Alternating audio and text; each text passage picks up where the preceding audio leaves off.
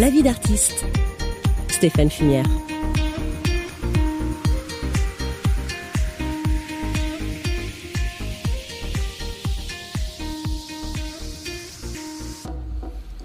Bonjour, bienvenue dans La vie d'artiste sur RCF. Aujourd'hui, j'ai le plaisir de recevoir le Manou, alias Manu Martens. Bonjour. Bonjour. Alors, on reviendra sur votre musique tout au long de cette émission de La vie d'artiste. Nous allons partager avec vous votre vie d'artiste avec les musiques, les chansons qui parlent de vous et de votre parcours, de l'enfance à aujourd'hui. Et la première question dans cette vie d'artiste, une question rituelle. On demande, est-ce que votre vie d'artiste a rejoint votre rêve d'enfant ? Oui, en fait, j'avais deux grands rêves. C'était ou être danseuse classique professionnelle ou chanteuse. Et c'est devenu productrice chanteuse, donc c'est pas loin de mon rêve, oui. Quelle était, enfant, votre première émotion musicale ? D'abord, j'étais en contact avec le monde classique, avec mes grands-parents. Et avec mes parents, on allait souvent à l'opéra.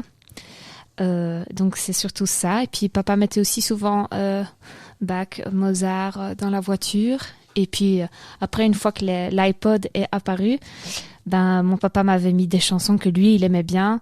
Et c'était plus des chansons modernes, comme Supertramp, B-52, etc. Donc, vous avez passé où votre enfance ? Vous êtes entre la Wallonie et la Flandre, je crois. Oui, donc mes parents, ma maman est originaire du Pays-Bas et mon papa, il vient de Furnes, donc c'est de Flandre.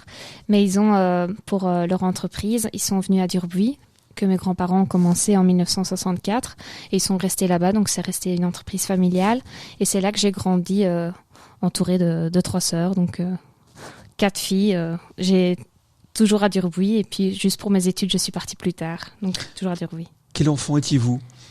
Une enfant très heureuse. C'était vraiment un rêve où j'habitais. En fait, mes parents ont des colonies de vacances et donc j'étais toujours entourée de plein d'enfants, donc j'avais toujours dans ma tête plein d'amis, donc j'étais jamais toute seule et quand je voulais aller jouer, il y avait toujours de la vie autour de moi, donc épanouie. Épanouie, donc, et les parents, ils vous écrivent comment, comme enfant, eux ? J'avais besoin de beaucoup d'attention, donc ça, souvent on disait Manu, arrête de prendre toujours l'attention. De là, à mon avis, que j'ai un peu regardé comment je pouvais sortir cette émotion de moi en faisant des chansons et en écrivant des textes. Donc oui, j'avais besoin de beaucoup d'attention, mais sinon je suis aussi très attentionnée d'un autre côté, donc voilà. Alors je propose, pendant cette vie d'artiste, on va découvrir un petit peu votre univers musical et pour justement voir un peu qui est le Manu, on va écouter un extrait de votre second EP qui va bientôt sortir, qui s'appelle Femme. Et ici, on a choisi Boule Disco et puis on a la grande chance que vous l'avez interprété en live ici à RCF. On l'écoute. Tout tombe pas autour de toi, bébé, je te l'ai déjà dit. Tout tombe pas autour de moi quand toi tu l'as choisi.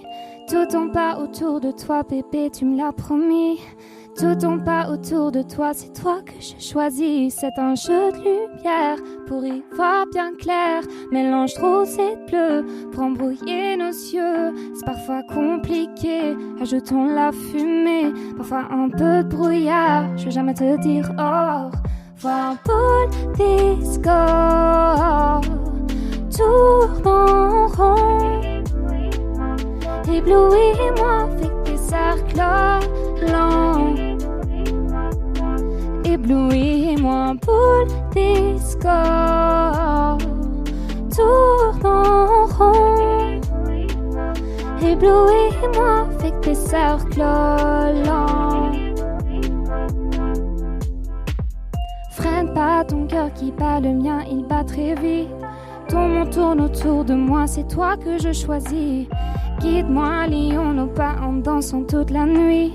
Mon monde tourne autour de toi, c'est toi que je choisis. C'est un jeu de lumière pour y voir bien clair. Un mélange trop c'est bleu pour embrouiller nos yeux. C'est parfois compliqué, ajoutons la fumée. Parfois un peu de brouillard, je vais jamais te dire au revoir. Boule disco, tourne en rond. Éblouis-moi avec tes cercles lents. Éblouis-moi, boule disco, tourne en rond. Éblouis-moi avec tes cercles lents.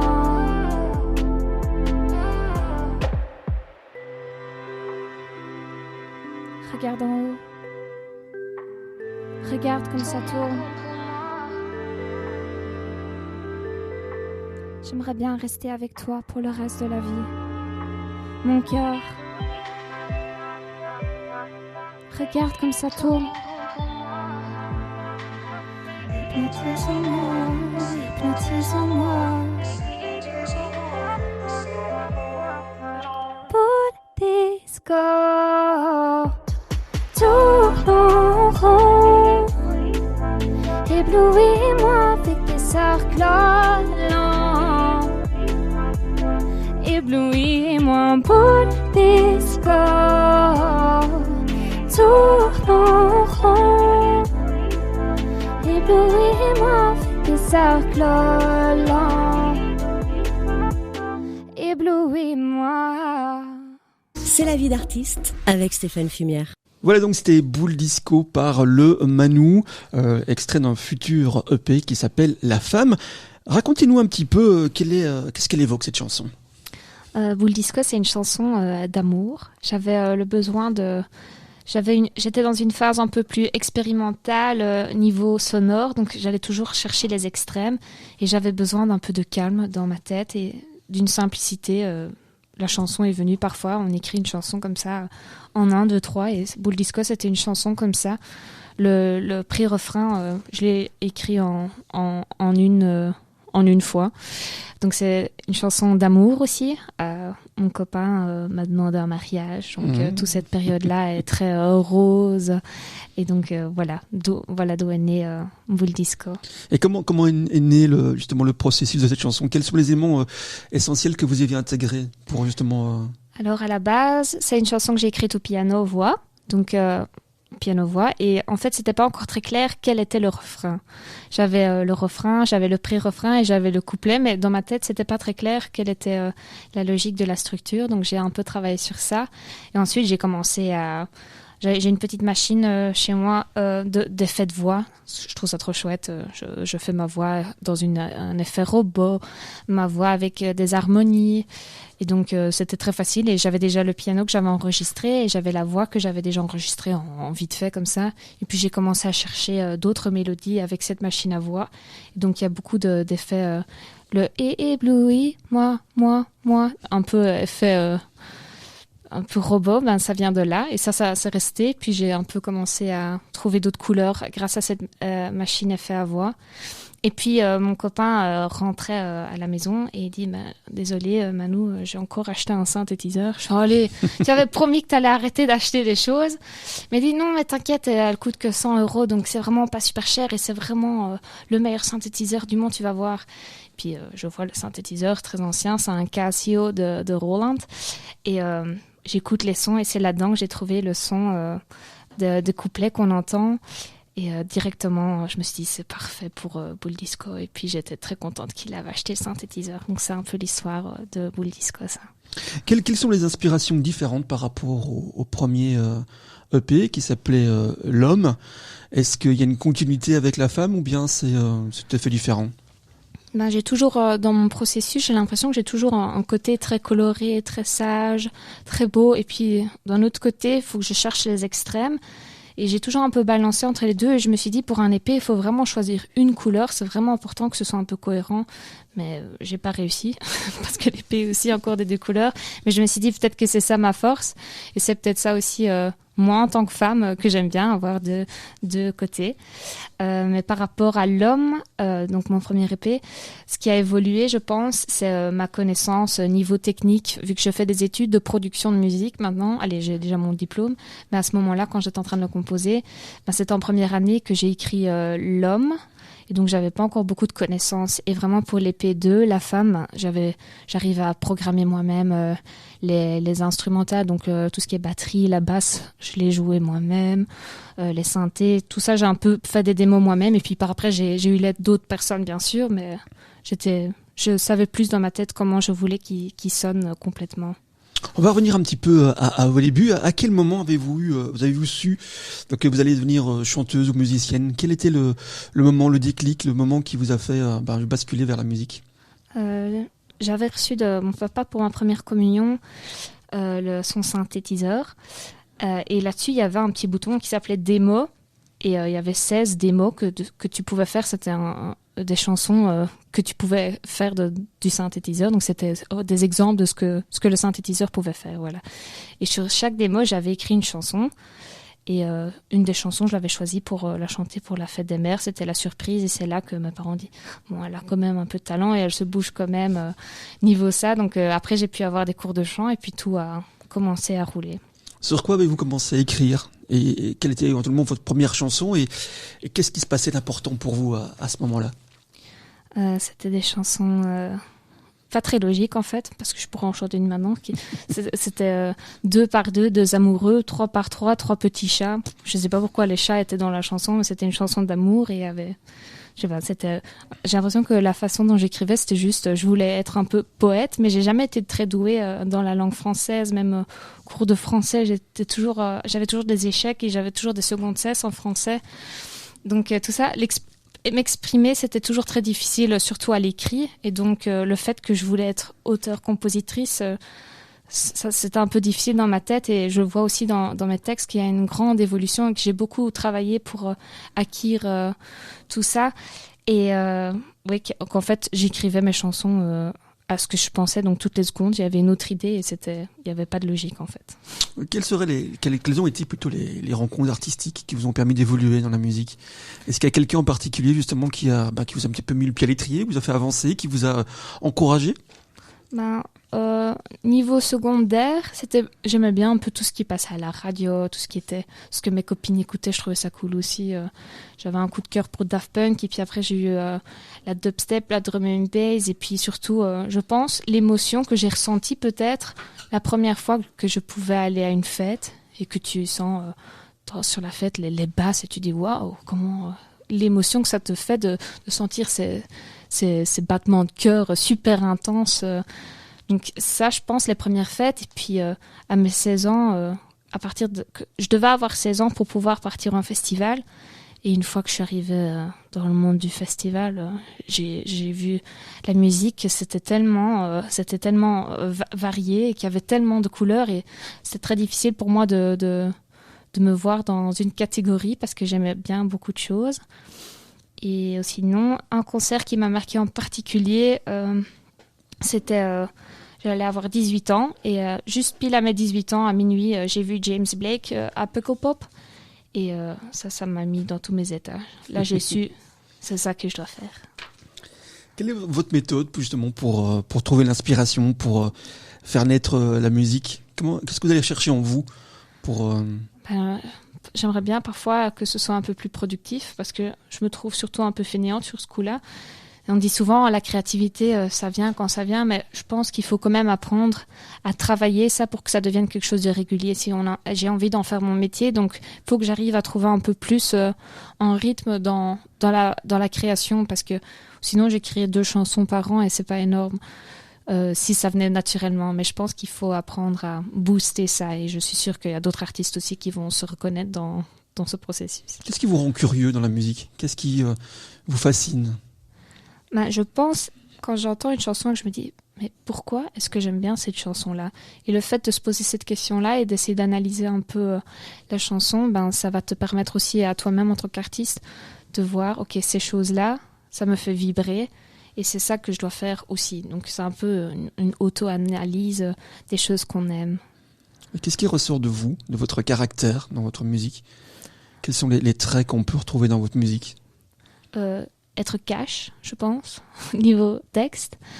Quand je pense quelque chose, je l'écris, je vais pas trop faire tourner autour du pot pour dire ce que je veux dire. Ça va être très direct.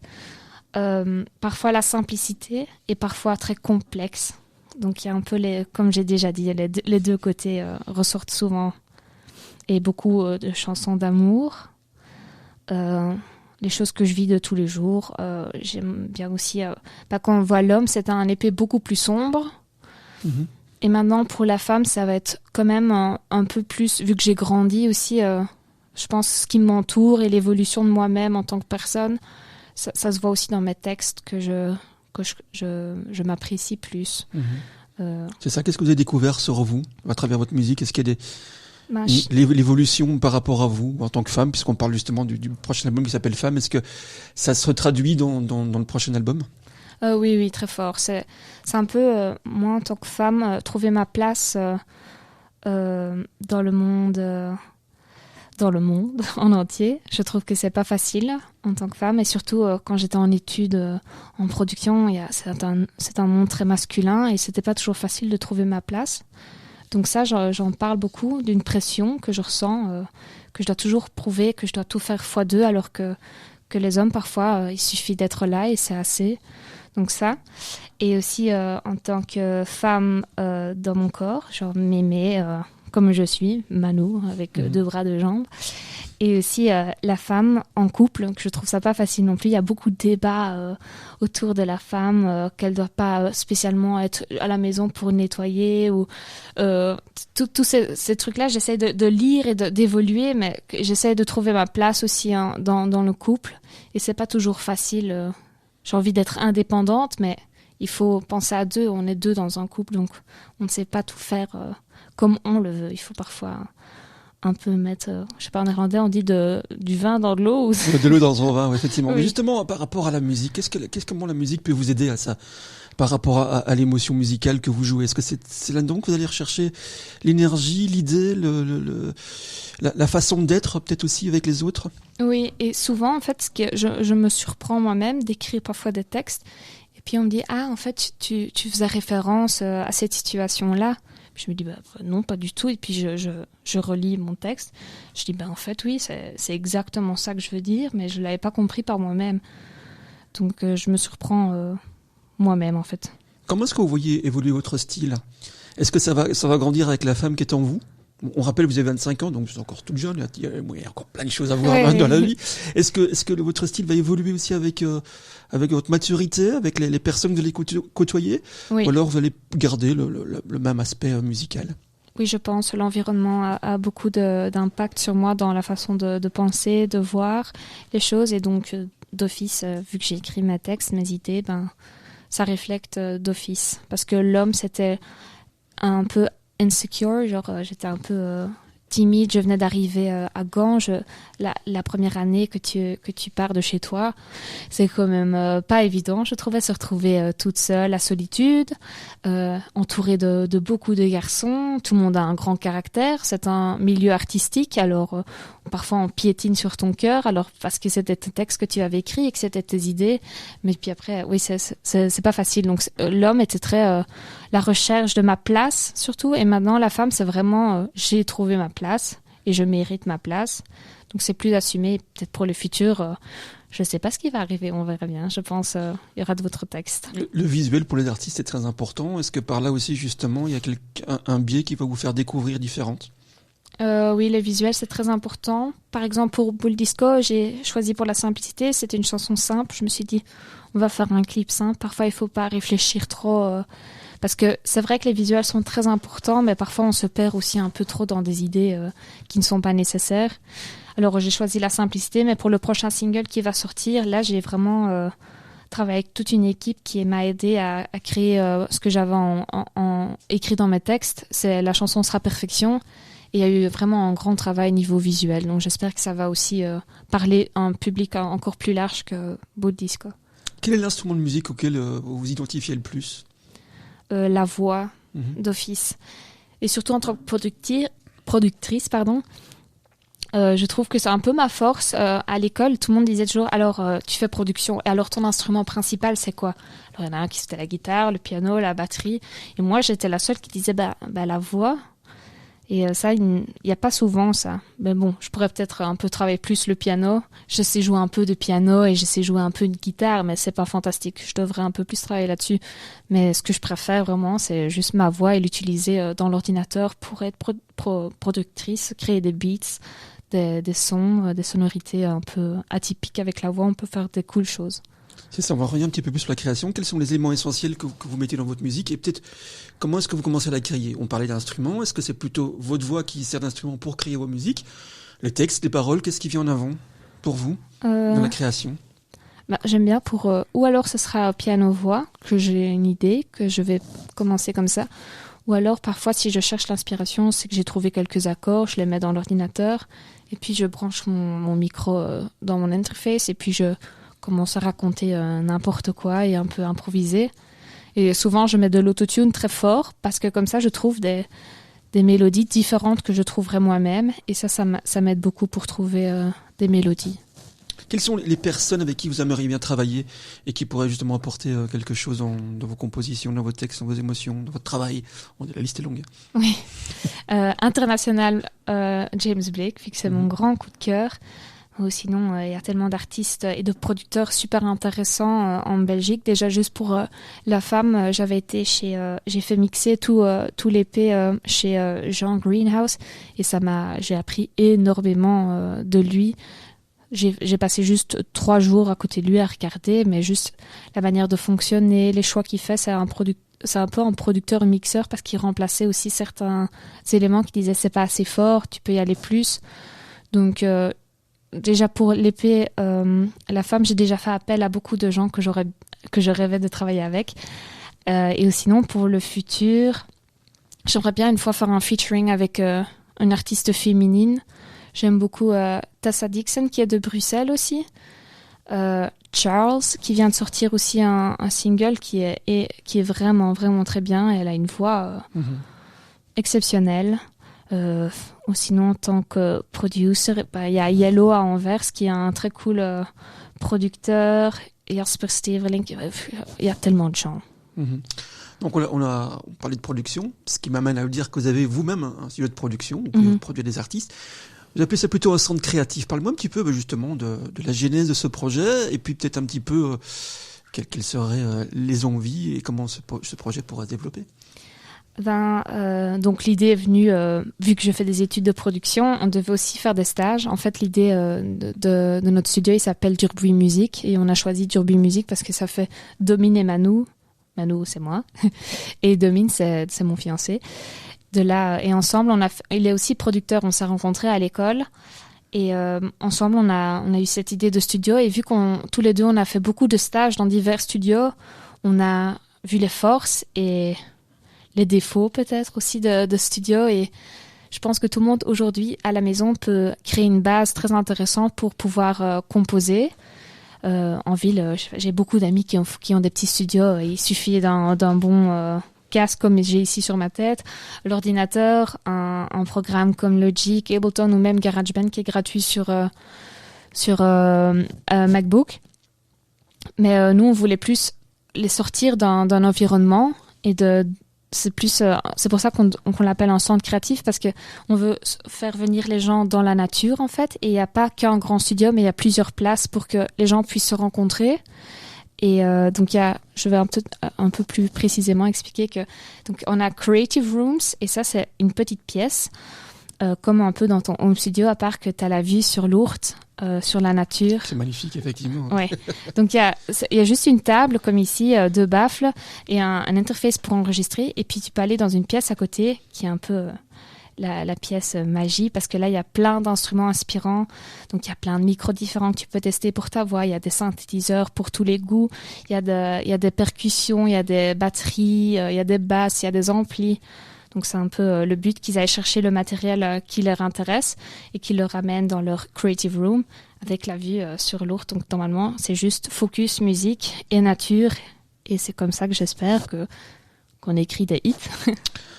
En ayant habité en Wallonie, en allant faire des études en Flandre, à Gand, à Anvers, Jazz Studio, forcément c'est 2 univers différents, musicaux différents. Selon vous, quel est le point fort de chaque côté que vous pouvez reprendre dans votre musique ou est-ce qu'il y a des choses qui vous interpellent de chaque côté? Pour moi, personnellement, je pense, vu que je chante en français, c'est que j'ai un grand coup de cœur pour la langue française et je trouve que les textes et la manière d'interpréter ici en Wallonie, ils sont très très forts pour faire ça. Même en France, la manière de raconter, je pense, comme les Charles Aznavour d'avant et Jacques Brel, tout le monde a ça un peu dans les veines, j'ai l'impression, au niveau artiste, au niveau interprétation. Ça, c'est une force, je trouve, qu'on a en Wallonie. Et en Flandre, j'ai l'impression qu'ils sont toujours un peu plus à l'avance. Quand il y a un truc qui est en train de marcher, la Flandre est toujours plus rapide. C'est aussi niveau vestimentaire. ils sont toujours un peu plus avancés. Je sais pas pourquoi, mais c'est comme ça. Et donc, pour moi, personnellement, je trouve ça intéressant que j'entends, ils font tout le temps ça, ils utilisent tout le temps ce synthé-là, ils font ça. Et puis, je le ramène en Wallonie. Comme ça, je suis une des premières un peu à utiliser cette sonorité-là, par exemple. Donc, je pense à un peu ça. Et puis, Bruxelles, il y a les deux. Donc, je pense à Bruxelles. C'est pour ça qu'il y a autant d'artistes bruxellois qui cartonnent, parce que ils sont mélangés de tellement de cultures et de goûts et de couleurs que ça doit être super intéressant. Justement, d'avoir baladé entre ces deux cultures, est-ce que c'est un atout pour éventuellement plus tard aller vers l'industrie internationale ? Oui, je pense que ça peut être intéressant, oui, le fait. J'ai un peu été dans le monde en Flandre et maintenant je reviens en Wallonie, mais en fait je connaissais pas énormément de groupes de la Wallonie, donc vu que ça fait qu'1 an maintenant que je suis revenue sur Durbuy, j'espère vite pouvoir croiser tous ces artistes. On arrive tout doucement déjà malheureusement à la fin de cette émission et on termine souvent, voire toujours, voire presque chaque fois, avec des questions bizarres ou étranges. Et forcément, quelle est votre habitude bizarre ou étrange à vous ? Le Manou. Mon habitude bizarre. En fait, j'aime bien parler comme un petit bébé. Je sais pas pourquoi je fais ça. Ça irrite plein de gens et tout le monde m'imite aussi. Et j'ai un mot spécifique que je dis super souvent, c'est mims. Je sais pas. Ça énerve tout le monde, mais oui, je pense, ça c'est mon habitude bizarre, je pense, de parler comme un petit bébé. Si on était dans votre tête, qu'est-ce que les gens pourraient souvent entendre ? En fait, je suis quand même assez timide ou très vite malaisant dans des situations, donc souvent des questionnements, je pense. Beaucoup de questions. Quelles sont les choses stupides qui peuvent vous faire peur ? Des nouvelles situations, tout simplement. Et surtout maintenant avec le confinement, on est tout le temps tout seul à la maison. Dès que je dois aller au magasin, j'ai un petit traumatisme. Je me suis déjà fait agresser dans le magasin la dernière fois parce que je trouvais plus mon code de ma carte et qu'il y avait une file énorme et tout le monde me râlait dessus. Donc, ouais. Si vous devriez vivre n'importe où vivriez-vous ? Je pense qu'on est bien ici. Quelle est votre première pensée au réveil et forcément votre dernière pensée au coucher ? Zoomer pour pouvoir dormir plus longtemps. Et zoomer, c'est faire encore 5 minutes, s'il te plaît. Et le soir, j'ai une méditation que je fais, donc souvent je décompte, donc un décomptement de 1000 jusqu'à 0. Parfois ça peut durer très longtemps certaines nuits. On a parlé de la nature aussi par chez Voix du Roi, mais quel serait le meilleur endroit pour écouter votre musique ? Chez nous dans le studio, dans le control room, on a de nouveaux baffles et c'est incroyable comme ça sonne, c'est magnifique. Alors le dernier album, donc Femme, qui va sortir bientôt. Donc on parle de la femme, on parle de l'amour justement. Quelle est la chose la plus embarrassante que vous ayez dit ou fait à propos justement d'une rencontre amoureuse ? Plus embarrassante, amoureuse. Parfois il arrive des choses improbables où on est tellement stressé ou en émotion qu'il y a quelque chose qui se passe. Est-ce qu'il y a quelque chose qui s'est passé chez vous à un moment ou pas ? J'arrive pas à dire un truc direct, un truc malaisant. Je suis très malaisante parce que, par exemple, mon copain, qui mon fiancé de maintenant, notre premier rendez-vous, il avait apporté un joker d'un jeu de cartes, parce qu'il dit, parfois je regarde très malaisant et que je suis très timide. Elle dit, il suffit juste que tu déposes le joker sur la table, comme ça tu dois pas répondre à mes questions. Donc, ouais, voilà. Mais c'était même romantique, oui, même oui. original. Donc, oui, très original. C'était donc le Manou dans la vie d'artiste, alias Manou Martens. Son dernier single s'appelle Bull Disco, qui sera extrait d'un futur album qui va sortir bientôt, je crois au mois de mars. Oui, on avait dit. On l'espère, oui. Ouais. On l'espère au mois de mars. Oui. Et qui s'appellera La Femme. Exact. Voilà. Merci beaucoup d'être venu dans la vie d'artiste. Merci à vous. À très bientôt. Au revoir.